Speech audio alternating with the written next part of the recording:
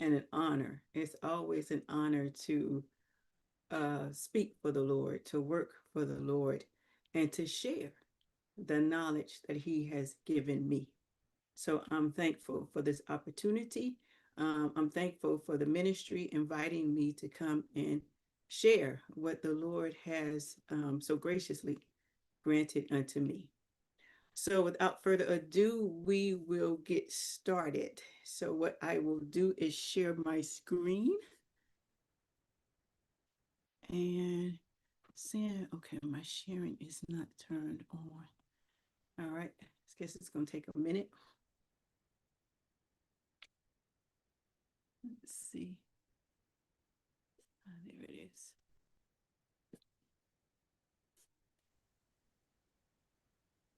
Okay, can everyone see my screen? Yes, we can. Yeah. All right. Praise the Lord. Praise the Lord. So today we're going to talk about the microbiome and how the microbiome affects estrogen and how estrogen affects the microbiome, and specifically with an emphasis on menopause. Menopause just, I don't want to use the word create havoc, but it can. It can create a lot of havoc for women. I've traveled, all over the world in sharing this information, and I'm just so thankful that the Lord has um, blessed me with this knowledge that I am able to share it, and how women come to me after I finish sharing and just explain or give their gratitude of me being able to share with them. So that's why I want to start with this scripture, which is Proverbs 4:7, which my dear sister just read. It says, wisdom is the principal thing. Therefore, get wisdom, and with all thy getting, get understanding. So, where is the wisdom and the understanding coming from? Well, Proverbs 2, verse 6 says, the Lord giveth wisdom, and out of his mouth cometh knowledge and understanding. When you have an understanding of something, first off, when you have knowledge of something, it gives you an understanding. And when you have understanding, you have power, because now you're able to, whatever that information is that the Lord has so graciously given you the knowledge and the understanding on, in which He has given you the wisdom, because that's where the knowledge and the understanding creates. Once He has given you that, now you're able to go forth and to be able to understand and to know what to do to be more proactive with your health. I always think that it's so important for us to be proactive versus being reactive with our health. Most of us stay in that reactive mode. But when we're proactive, because we've got the knowledge and the understanding, now we're armed and we know how to go through. And even when we go to our doctor's appointments, we know what better questions to ask. We know what they're talking about when we ask for, hormone panels. Even if thyroid hormone panels, it doesn't matter. We know we have, once we get that knowledge and that understanding, we're better able to handle the situation. And when I say this, it's not just about um, health. This goes across the board. This is a principle that goes with anything that you're doing in life. So allow the Lord to give you the knowledge and the understanding. That way you have the wisdom. Now you're better able to deal with this situation. So today we're going to go a little more in depth talking about this microbiome. Okay. So the first thing I want to do is I just want to kind of explain it and explain what it is. So it says your gut microbiome consists of trillions of microorganisms that live in the gut and affect each other in various ways. So what is a microbiome? So we know that it's trillions of microorganisms, okay? So a biome is a distinct ecosystem basically within itself that is made up of its environment and the inhabitants in it. In this case, the inhabitants in it is going to be these microorganisms, which are called your microbiota. Okay. So the microbiota are the organisms, and the microbiome is that ecosystem that houses these microorganisms. All right.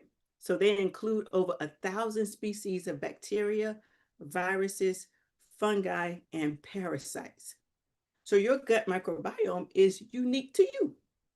No one else shares your gut microbiome, although we have general core functions of our microbiome that we all share. But the variety of the bacteria and the fungi, they're all specific to you. Okay. So infants inherit their first gut microbes during the vaginal delivery and breastfeeding. All right. So that's why vaginal deliveries are so important. They don't receive these essential microbes if the birth is a C-section, is it if it's cesarean. All right. So this is what's called, but what they do nowadays, now in the prior earlier days, they didn't do this. And so what would happen is if your mother ended up having a C-section, or if you ended up having a C-section, the child would not get the essential bacteria that it needed, and it would be missing some of that bacteria as it grows. But in some cases today, they do what's called vaginal or microbial seeding. And what that is they will wipe the baby's mouth, the face, and the skin with the mother's vaginal fluid if the baby comes through a C-section. So that way that baby can get that bacteria that it needs. And that is important. And it will be important for that child later on. But again, some healthcare groups don't recommend doing it outside of clinical trials because they say that it could introduce harmful bacteria and viruses that can make that baby sick. But as you age, your diet and other environmental exposures introduce new microbes to your microbiome.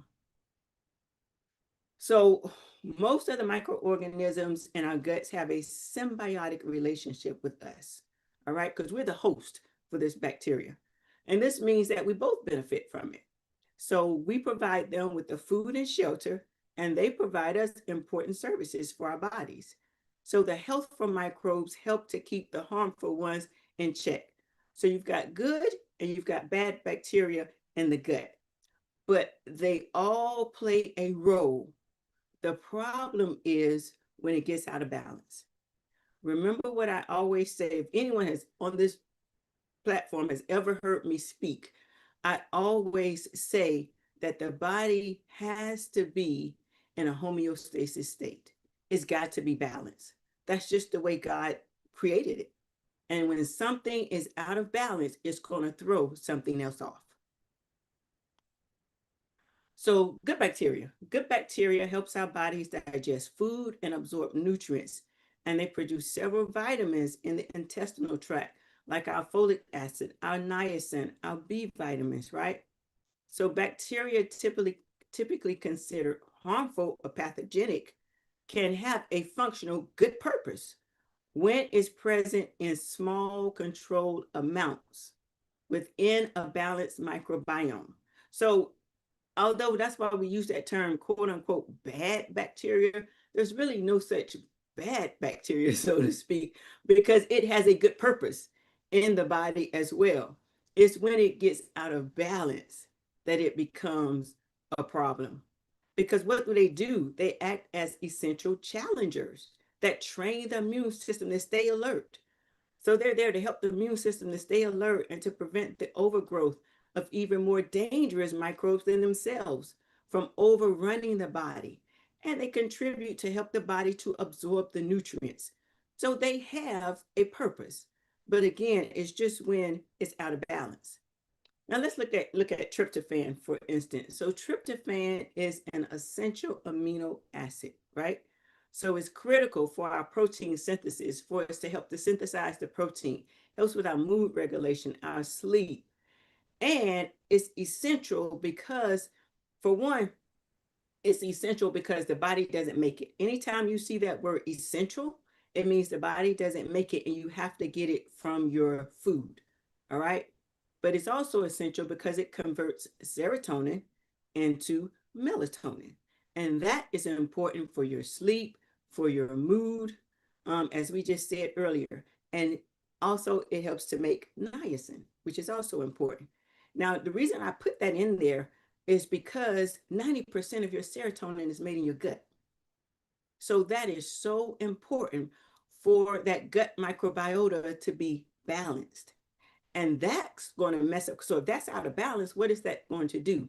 That's going to cause some dysfunction in your nervous system, because all of your systems in the body, some you'll see in some research that I've read, majority of them will say all of the systems of the body. Some will say the majority of systems in your body. But from what I've seen so far, I would say I would agree with the ones that say all of the systems in your body are interdependent on each other. So that's why when you've got problems in your gut, it's going to throw your nervous system off. All right, because 90% of your serotonin is made in your gut. And not only your nervous system, it's also going to affect your reproductive system. It's also going to affect your digestive system. All of these systems are interconnected and they're interdependent. So that's why it's so important, because when the microbiome is imbalanced, neurotransmitter signaling to the brain can become disrupted. So now, again, it's going to cause issues with your nervous system. Short chain fatty acids. I really want to focus on this because these are so important.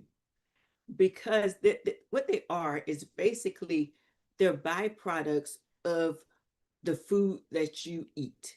All right, especially the fiber. All right, they're made from fiber. And so they help your gut to maintain that gut barrier. And you're going to see why that's so important when we talk about that a little later, especially when it comes to hormones. All right. So short chain fatty acids are part of the gut bacteria that help the immune system. There you see another system that's involved, right? Because it's still in the gut, because 90% of that, your immune system is in your gut, your serotonin. So it helps to keep bacteria and toxins from escaping into your bloodstream. And they also contain anti-inflammatory properties. Now, these are so important when it comes to menopause. And again, we get the short chain fatty acids from the gut bacteria when you eat fiber. That's why fiber is so important. They're produced when your gut bacteria break down fiber in the large intestines. And again, they help to protect that gut. They help to regulate your metabolism. They help to improve your insulin sensitivity. When we reach menopause, most of the time we get insulin resistance, and we need that insulin sensitivity. And that inflammation goes up, the pro-inflammatory cytokines go up, and we're going to look at why these things happen. All right. These short chain fatty acids also help to improve sleep and your brain health and support hormone balance, especially during menopause. And so in particular, they feed the cells in your gut lining and help to keep your overall gut environment healthy. So when you look at this, just lower so I can see. When you look at what happens when you have low short chain fatty acids in the body, then you got gut issues. You got like bloating. You get a leaky gut. You get more inflammation. You get higher. These are your lipopolysaccharides, which are basically triggers for inflammation, okay, in the blood. So it's going to increase the inflammation, more sugar and insulin problems, the low estrogen detox and balance. And we're going to look at that. Worse sleep and brain fog. But look at it when you're healthy, when you have the right level. Remember, everything in the body has to be in a homeostasis state. So when you have the right level of short chain fatty acids, you have a stronger gut barrier. You have less bloating. It lowers the inflammation. You have better insulin sensitivity and glucose. and it helps the body to detox and balance estrogen. And it helps with your improved sleep and brain health. I did. Let me see. Okay, I'm sorry. For some reason, my thing ain't moved. Okay. So now I want to look at the gut microbiome and the endocrine system. Let's see what connection these two have. What connection does the gut microbiome have with the endocrine system? And what connection does the endocrine system have with the gut microbiome? So your gut microbiome and your endocrine system are tightly interconnected, tightly. They constantly communicate to help regulate your hormones, your metabolism, your stress, and your overall balance. So the gut is the largest endocrine organ. Why? Because it contains what's called endocrine cells that line the GI tract. All right. And that GI tract goes from, like I said, with your digestive system, it starts with your mouth and it goes all the way to your anus. So your intestinal lining contains millions of these enteroendocrine cells. So poor gut health can trigger chronic inflammation, disrupting these hormone producing glands and organs, such as your ovaries, your thyroid, your adrenals, and it can lead to imbalances in your estrogen, your progesterone, and your testosterone, as well as other hormones. So a healthy gut lining is essential for optimal nutrient absorption. And remember, what did we say helps to create this healthy gut lining? These short chain fatty acids. So let's look at a part of our gut microbiome that's called the estrobolome. Now, your estrobolome and estrogen work together. What the estrobolome is a collection of gut bacteria in your intestines that help to metabolize estrogen via an enzyme. It's a couple of different enzymes, but the main enzyme is the beta glucose. I always get this word mixed up when I say it. Glucuronidase, okay? The beta glucuronidase. So that is the main enzyme in the estrobolome that helps to do what? Metabolize and maintain the estrogen. So it actually helps to reactivate estrogen for reabsorption into circulation. It helps to regulate the balance of estrogen levels in the body. So this is what happens, okay? So when you've got excess estrogen in the body, what happens is the liver picks that up, right? There are three ways that your body gets rid of excess estrogen. Two are through the liver, and the third is through your colon. All right. The first two in the liver, you got different phases. You got phase one and you got phase two. Okay. The phase one basically chooses the pathway that this estrogen has to go down. The phase two has to turn it into a water soluble um, content. All right. It's got to be water soluble in order for the body to get ready to excrete it. And it combines while it's in the liver. So the liver is packaging this up. All right. It's packaging this excess estrogen up. And then what it does is that you have something in your liver called glucuronic acid. Okay. That glucuronic acid basically helps it to be able to bind and to be able to turn it into that water soluble form so that the body can excrete it. But in order to keep that estrogen balance, if it's too much in there, right? That what's going to happen is that beta glucuronidase, what that's going to do is that's actually going to say, nope, I'm not going to let it out. I'm going to keep it. And it's going to reabsorb it back into circulation because it's trying to balance, right, the estrogen in the body. But it could be too much. What if that beta glucuronidase is too high? Then what it's going to do, instead of it being packaged, it's going to open it back up. Okay. So it's called what's called deconjugated and conjugated estrogen. Conjugated means that you open it back up, it gets back into the system, basically. Deconjugated means that you bind it up, you get it ready to go. So the liver wants to, conjugate. As long as the liver doesn't have any issues, right? The liver will deconjugate it and get it together, but then that beta glucuronidase can actually reabsorb it back into the system. It can open those bonds back up, and it'll get it back into circulation, which can be a problem if it's too high. All right. So your gut bacteria helps to activate, deactivate, and recycle these hormones, such as estrogen, progesterone, your cortisol, your thyroid hormone, and your androgens. Now, that estrobolome basically deals with the estrogen.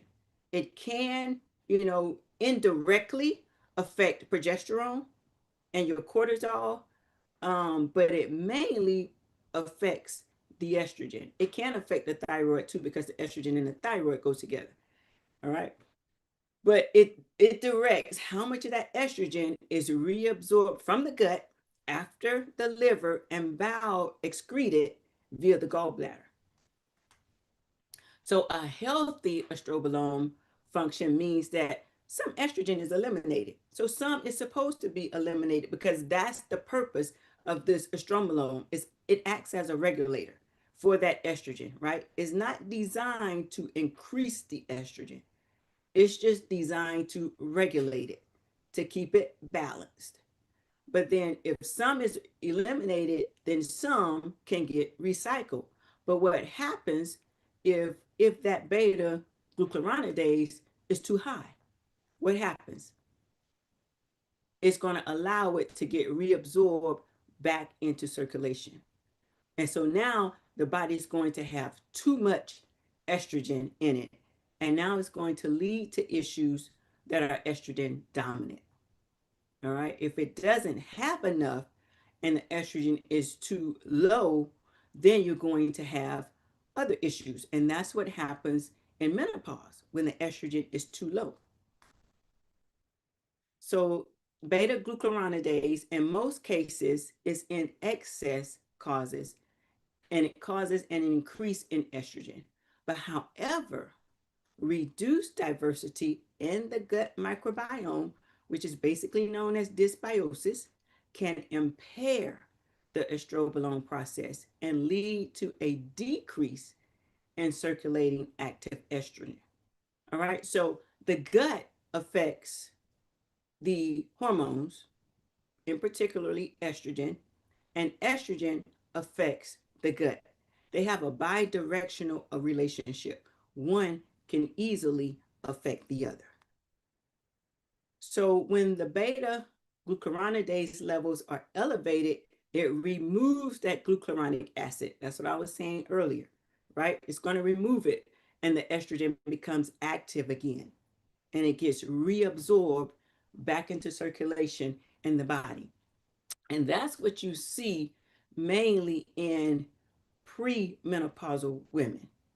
All right. That's when you see women that have the fibroids, that have the problem with the PCOS, that have the problem with the endometriosis. A lot of times their gut microbiome is out of balance. And that beta glucuronidase level is too elevated because the body is not getting rid of the excess estrogen. It's staying in circulation. And that's when you're going to get, again, the estrogen dominant kind of conditions of the PCS.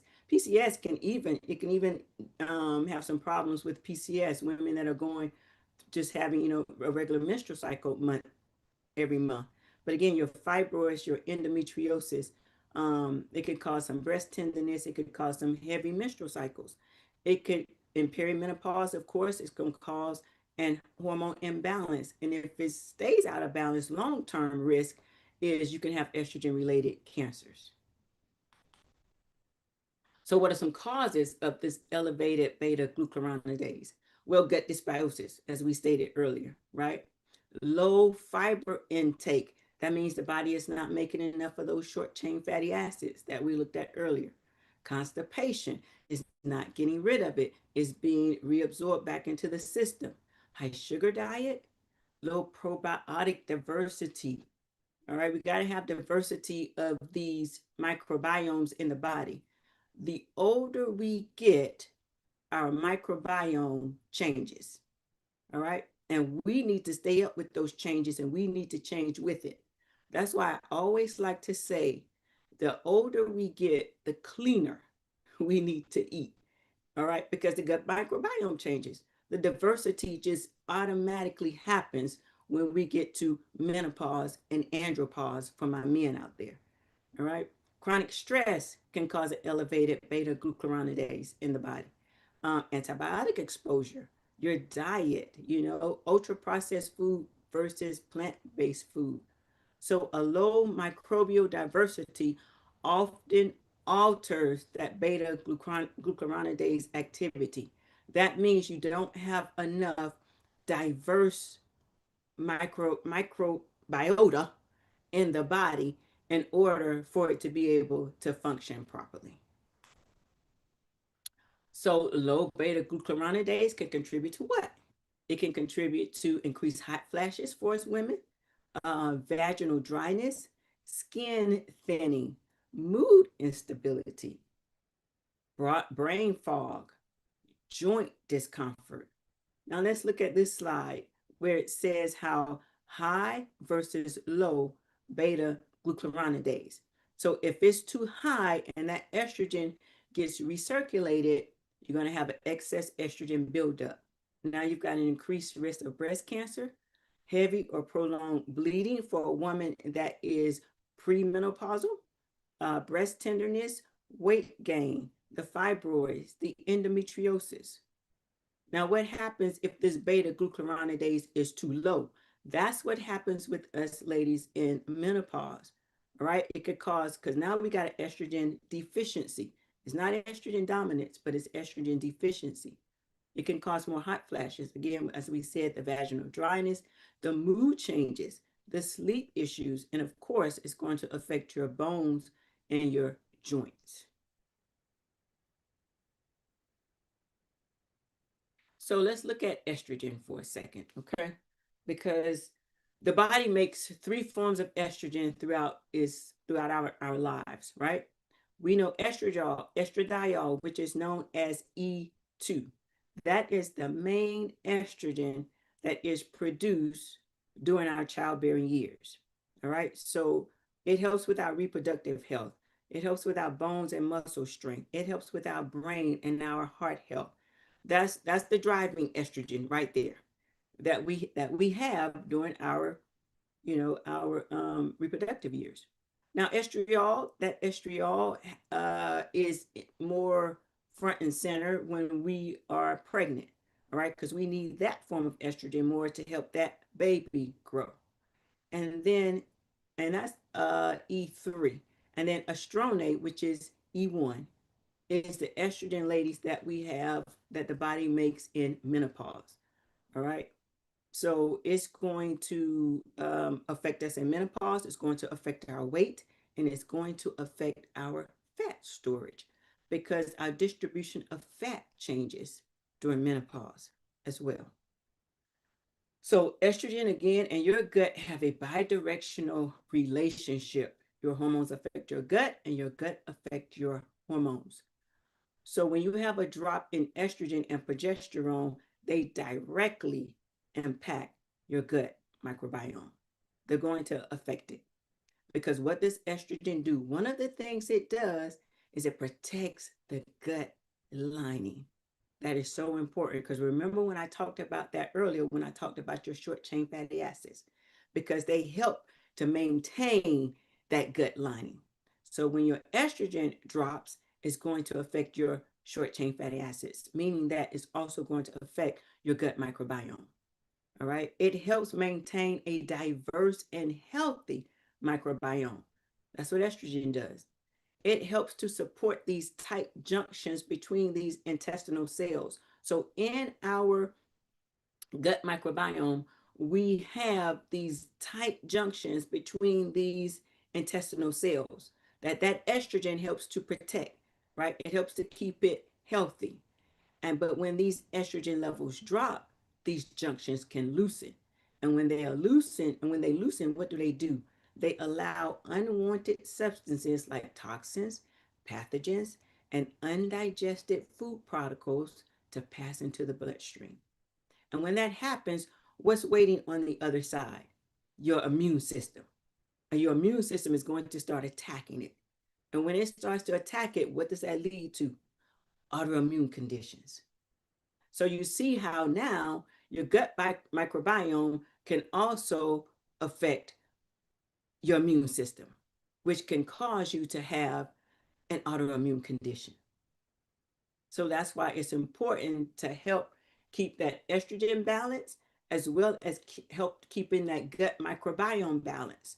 And you know, one of the main substances of that gut microbiome is the short chain fatty acids. So let's look at estrogen, menopause, and the microbiome. So in menopause, even though your periods have stopped, your gut is still actively regulating your hormones. Did you know that? So it still plays a role in how much estrogen is circulating in the body because your gut is still keeping up. It's trying to keep everything in a homeostasis state, right? So menopause causes a significant and permanent drop in estrogen and progesterone, which triggers a significant natural shift in the gut microbiome, thus altering its composition and its function. So now menopause is going to cause that just automatically. It's going to cause that gut microbiome to have what's known as dysbiosis. Now, it doesn't have to happen all the time if you are keeping it up. And that's what we're going to look at, some ways that you can keep it up and ways that you can keep it healthy. But for most of us, it causes that shift. And that's where, as we saw earlier, where you can get the hot flashes and the night sweats. So let's look at somebody who is premenopausal. Let's look at some premenopausal women, right? So premenopausal women have a robust gut microbiome with many different varieties of gut flora. But when we start to hit about 40, that gut diversity peaks. It starts to change. And in menopause and postmenopause women, it goes down. And now it becomes the gut microbiome now is going to become a major metabolic regulator, meaning now that it's going to regulate this estrogen and it's going to regulate this gut microbiome. So postmenopause women often exhibit a decline in gut microbiome diversity. That's the problem. It's not diverse enough. All right. And so now the body is having a hard time trying to regulate it because a diverse microbiome is essential for helping to regulate inflammation, for helping to support digestion, for helping to support, to balance the metabolism, for helping to support and manage your weight gain and your insulin sensitivity. Low diversity of a gut microbiome is going to cause your gut dysbiosis. And that's what you can see in menopause.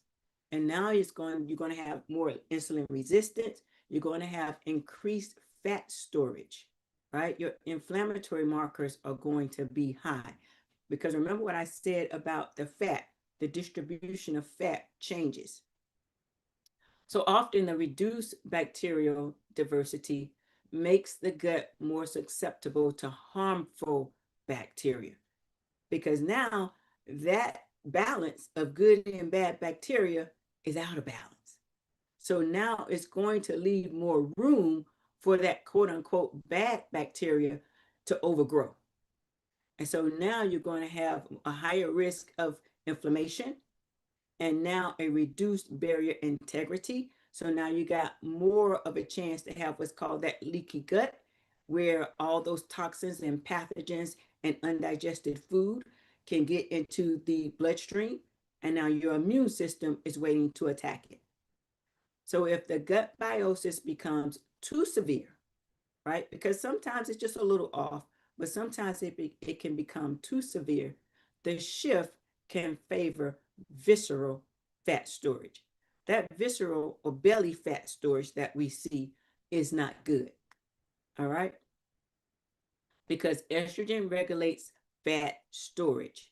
So when estrogen drops, women tend to accumulate more visceral fat.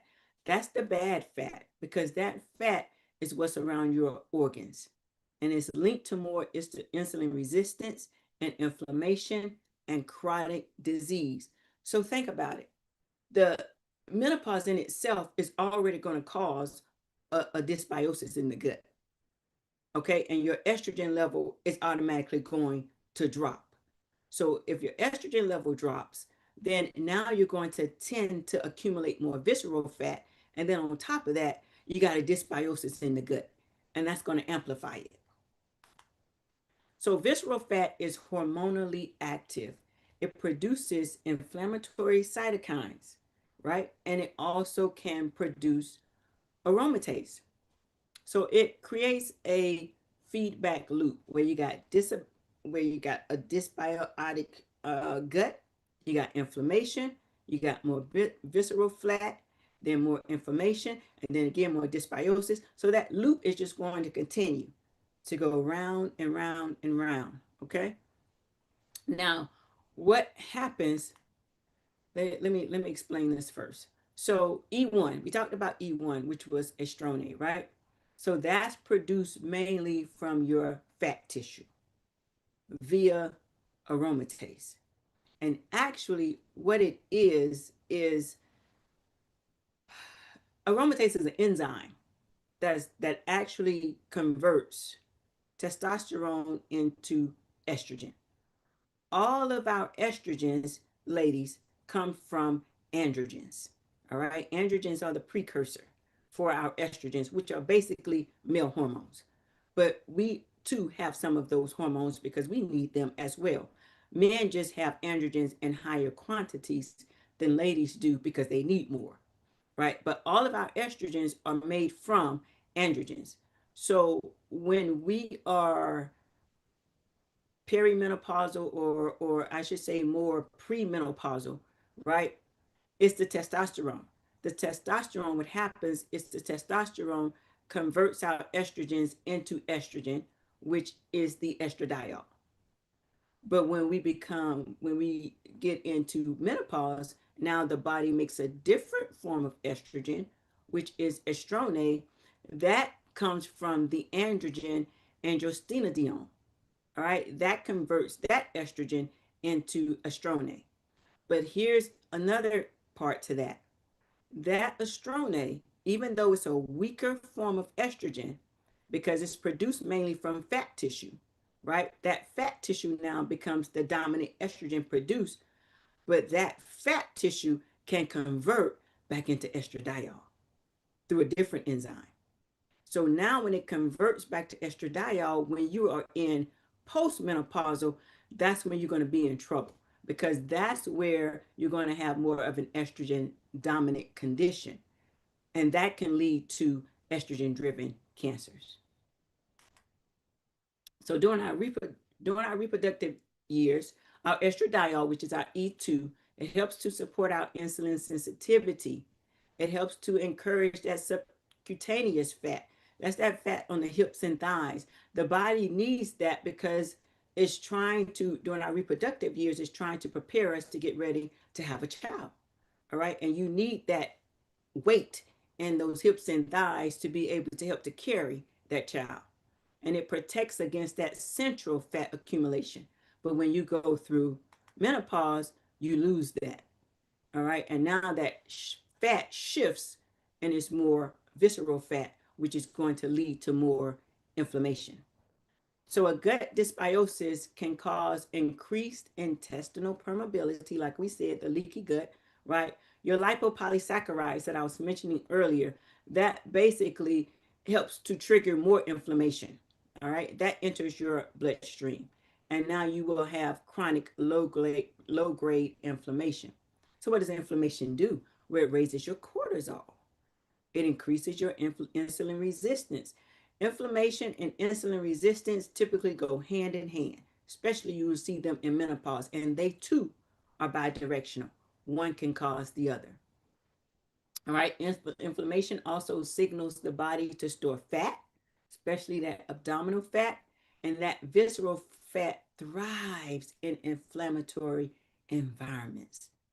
So we really want to try to get rid of that. All right. So a disrupted microbiome can do what? It can reduce your beneficial short chain fatty acids. It can interfere with your insulin signaling. It can impair your glucose metabolism, and it can increase your blood sugar swings.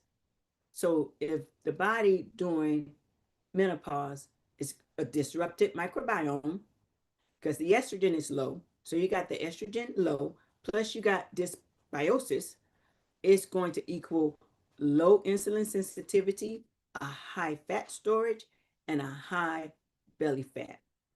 So visceral fat is strongly tied to insulin resistance. So estrogen also influences bowel production. All right, because we need that bowel to help to digest fats and maintain regular bowel movement. So in menopause, that bowel production is going to decrease. So now that's going to leave us with what? A slow gut motility. That is going to further increase our problems with our gut microbiome, right? And it's going to decrease our so a slow gut motility plus a decrease in bowel production is going to further disrupt the microbiome balance. So now you're left with bloating, you're left with irregular bowel habits, you're left with a lot of gas, that dysbiosis, the bloating, the gas, the irregular bowel habits. Sometimes it can seem like you're constipated, then other times it can seem like you got diarrhea. All of that comes from a dysbiosis in the gut and the estrogen being too low. So, what can we do to help balance this gut microbiome and the estrogen? Our diet is a huge way that we can help it. All right. Fiber rich foods, because fiber rich foods are going to help to feed those short chain fatty acids, which come from the fiber. So, where are your fiber rich foods coming from? You can get it from your greens. All right. Greens, greens, and more greens. I cannot stress greens enough. In particular, I like sprouts, especially broccoli sprouts. They are very good in helping with fiber and helping to balance your hormones. And they contain sulforaphane. Sulforaphane helps the body to get rid of that excess estrogen. And that's what's found in your more cruciferous vegetables, all right, like your broccoli, your cauliflower. Um, and again, like I was saying, the broccoli sprouts are really good. So they're going to help your liver, all right, which also helps the liver to make glutathione. So that is important. These are high in antioxidant and anti-inflammatory properties. And then on top of that, they help to make your short chain fatty acids. So they're going to help to protect that gut lining. All right. So eat plenty of fiber. That's going to help to nourish your gut bacteria, help the body to produce those short chain fatty acids, which will help to reduce that inflammation, which will help to support your hormone balance, which will help to improve your insulin sensitivity, and then, of course, to help to strengthen that gut barrier. All right, so that's important. So flax seeds, broccoli sprouts, right? Calcium D glucarate is a supplement that's basically a supplement for your glucuronic acid, which will help to bind that excess estrogen too and get rid of it. So in some cases, some women may need that supplement. Milk thistle and artichoke leaf, and of course your bitter greens are all going to help in that process. So flax seeds, chia seeds, the leafy greens, the cruciferous vegetables, they all help to increase the fiber intake in your diet. And then, of course, they help to support the gut microbiome, and probiotic foods are very good. Prebiotic foods are very good. Liquid chlorophyll is very good to help the body. So we need to help that liver to detox, or actually that to help that beta glucuronidase to expel it through the liver, right? So the broccoli sprouts, as I was saying earlier, the sulforaphane, and your bitter greens. Your bitter greens are like your there's a green called endive, which is good. There's a green called oh, it's on the tip of my tongue and it won't come to me right now. Um, oh boy, I can see it, but it's not. Dandelion is one. Dandelion is also one. Um, it might come to me later. Arugula. That's what I was thinking of. Arugula. Arugula is a very good bitter green that will help to stimulate bowel and to detox the body. Okay. Artichoke leaf is also good. That helps to enhance your bowel flow. Okay. Because remember what we said in menopause, the bowel production starts to slow down. And it also helps to support your fat digestion. So the cleaning that colon, making sure that we keep that colon clean, and that's going to help in any phase, whether you're in PMS, perimenopause, or postmenopause, right? You need to keep that colon clean so it can help. So when it gets to that third phase, it can detox it and it won't, reabsorb it back into the body. And so, how can you help with detoxing? Of course, fiber. And fiber you can get through your psyllium husks. You can get it through flax seeds, chia seeds. Now, flax seeds are very good if your body is not already high in estrogen, okay? Because flax seeds are high in estrogen. So if your body does not have any estrogen dominant conditions, then you can use flaxseed. If not, then I wouldn't recommend you using flaxseed. Cyppery elm is very good. Ginger, of course, marshmallow root are also good. Your polyphenol foods are really good because they're high in antioxidants, right? And they help your gut health. They help to regulate that estrobolome and feed your gut microbes. So where you get your polyphenol foods from, a lot of times through the berries and veggies. So your blueberries, your blackberries, your raspberries, your strawberries, your grapes, your extra virgin olive oil, your red onions, all the dark colored berries and onions and fruits and vegetables are high in polyphenols. And then, of course, your probiotics. You need your gut bacteria. So these are the most noted forms of gut bacteria that the body needs that can help to support that estrogen balance. So anytime you do get probiotics, make sure that it contains these strains of gut bacteria because that's really going to help the gut. So some lifestyle things you can do to support that estrogen and microbiome balance. Strength training. We don't do enough exercise. We say we walk, while we're walking around at work. That's not the same. That's not the same as walking. Daily walking helps to improve insulin sensitivity. You have to make you got to make an effort to actually get out and walk at least 30 minutes a day. All right. And that walking is going to help you sleep, because sleep is another thing that is off a lot when it comes to menopause. So walking also helps to reduce your visceral fat. It helps to improve that gut diversity. That's what we got to get back. We got to get back that gut diversity.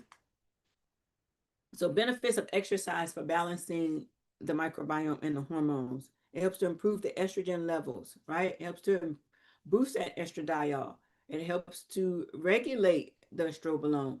It helps that diversity in the gut bacteria. It helps to reduce the inflammation and balance your cortisol and insulin levels. Those are so important. And then finally, I want to end with something that we don't talk about too much, which is water and gut health. We got to have water, right? So studies show that people who drink adequate water tend to have a greater microbial diversity, higher levels of the beneficial bacteria. And diversity is one of the strongest markers of a healthy microbiome. So let's remember to drink our water. And remember, when we drink our water, it needs to be half our body weight. Every day we need to drink.